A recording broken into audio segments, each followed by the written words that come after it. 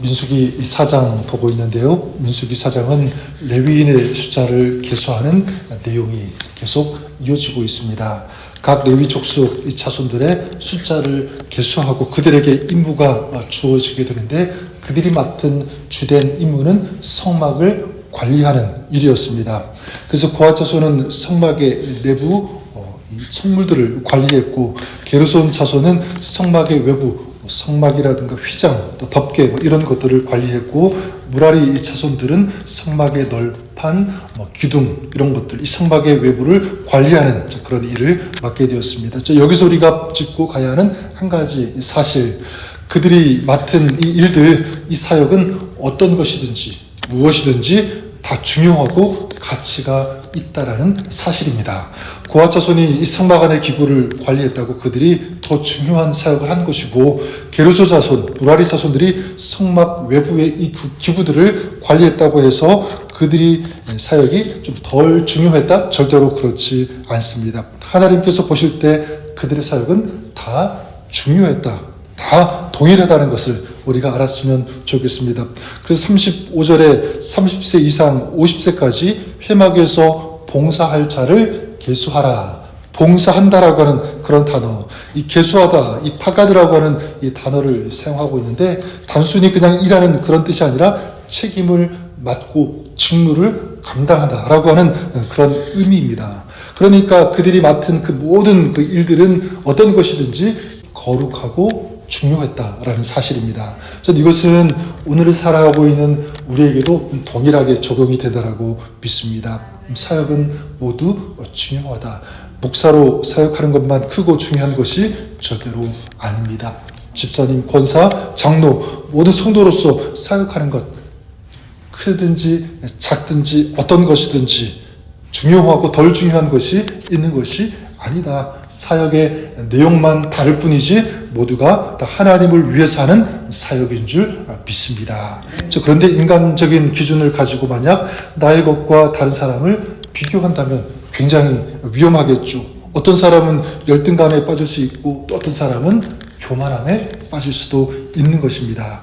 바로 이 고핫의 이 자손, 이 고라가 제사장직을 탐을 내고 이스라엘 지휘관 250명을 선동해서 모세를 대항하고 반역을 일으키고 그것으로 죽임을 당하는 비극이 일어나게 되는데 무엇과 관련되어 있습니까? 부여된 그 임무, 사명, 그 역할, 이런 것을 같이 조화롭게 협력하면서 중요하다고 생각하는 이런 마음을 가지고 감당해야 되는데 자신들이 하는 그 일은 덜 중요하다라고 생각하는 이런 열등감, 이런 교만에서 시작된 이 비극이 아닐 수 없습니다. 그래서 어제도 우리가 살펴보았지만 오늘 조금 더 다루고 싶은 것이 있는데 그것은 바로 성막에서 봉사할 수 있는 나이입니다.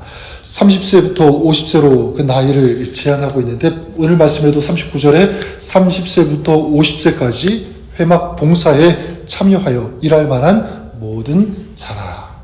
민수기 4장 전체를 통해서 이 내용이 계속적으로 반복되고 있는데요. 이처럼 왜 30세에서 50세까지 국한했을까? 그걸 강조하는 것일까?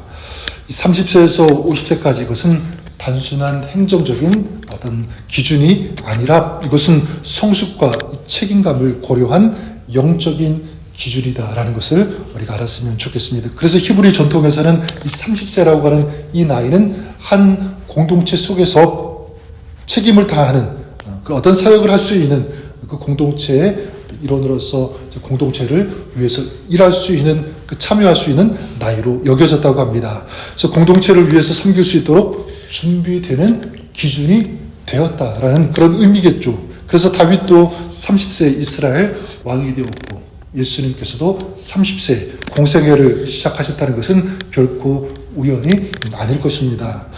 하나님의 일은 그래요, 여러분, 단순한 열정만이 아니라 성숙을 통해서 이루어지는 줄 믿습니다. 그래서 목회자도 오랜 시간 동안 훈련을 받아야 되고 그냥 은혜 받았다고 목회자로 설 수 없고요. 단순한 팩이나 열정만으로 할 수 없다. 계속되는 훈련, 어떤 여러 과정의 이 단련의 시간들이 필요하다는 것입니다. 그런 의미에서 저는 성도들도 마찬가지라고 믿습니다.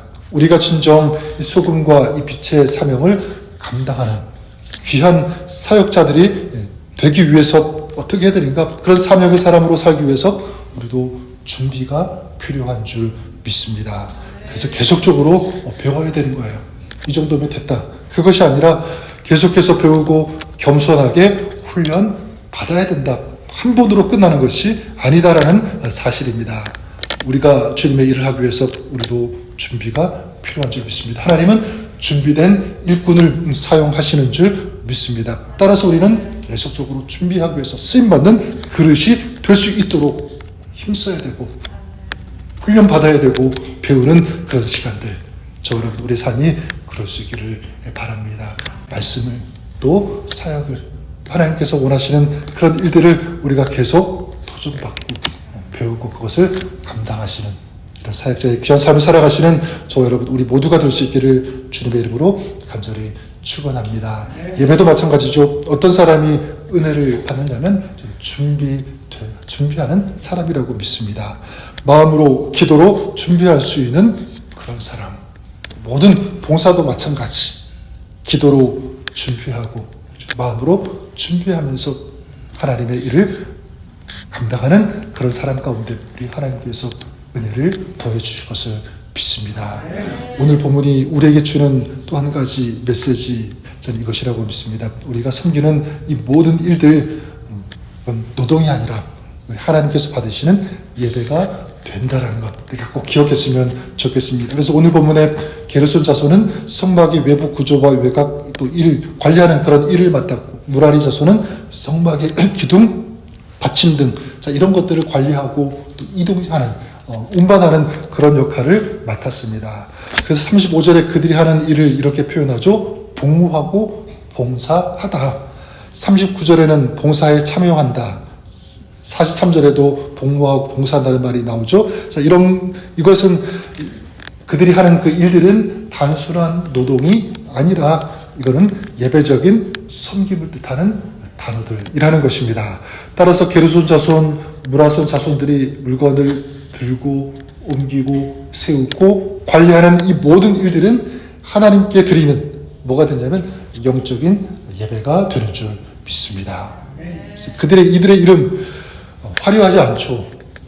우리가 잘 기억하지 못합니다. 하지만 이들의 헌신은 저는 결코 초라하지 않다라고 생각합니다.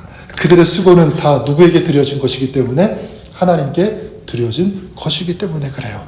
따라서 그들의 섬김이란 수고들은 하나님 편에서 지워지지 않는 영원한 의미가 된다라고 볼 수 있는 것입니다. 저는 그렇다면 오늘 우리가 주님을 위해서, 교회를 위해서 섬기는 그 수고, 헌신, 그 땀들 아무리 작은 것이라고 할지라도 그 모든 것은 하나님께 드려지는 아름다운 예배가 됨을 믿습니다.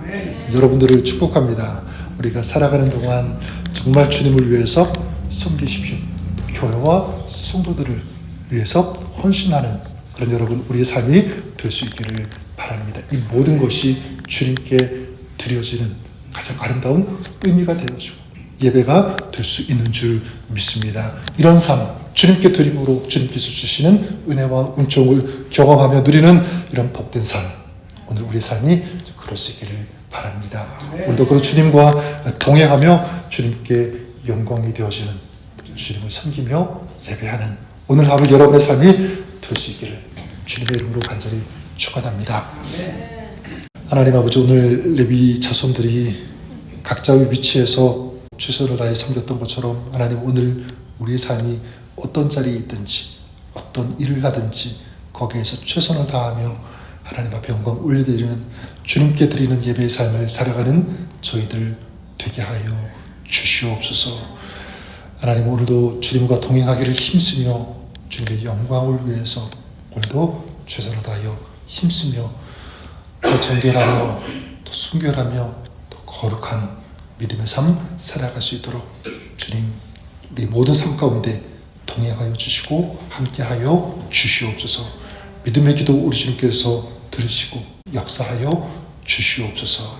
예수님의 이름으로 감사드리며 기도드립니다. 아멘.